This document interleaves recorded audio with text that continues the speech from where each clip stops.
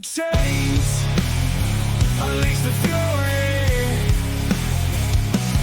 in this world. I'm Nauber, and today we're diving into one of the most fascinating scientific blunders that turned into a monumental breakthrough: X-rays. Yes, the very thing that lets doctors peer into your insides without needing a chainsaw. Picture this. It's 1895, and science is like a wild west of ideas, where anything goes. And sometimes, the wackiest experiments yield the most incredible results. Now, imagine being a doctor back then.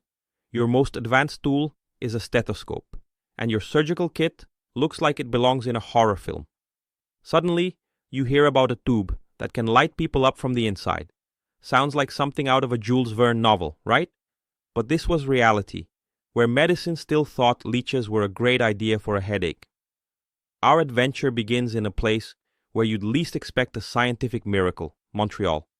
There's a doctor ready to perform surgery on a gunshot patient, using the old cut-and-pray method.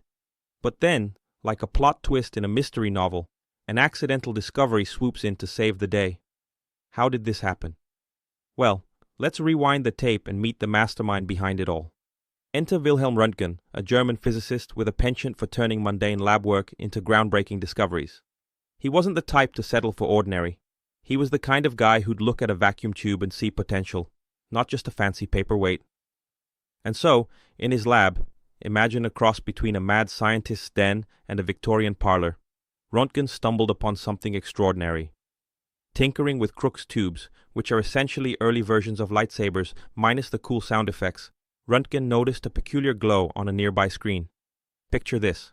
A dark room suddenly illuminated like a rock concert, yet there's no visible light source. Intrigued, he tries to block this mysterious light with a book, expecting darkness to return. But nope, the light shines on, as stubborn as a teenager refusing to clean their room.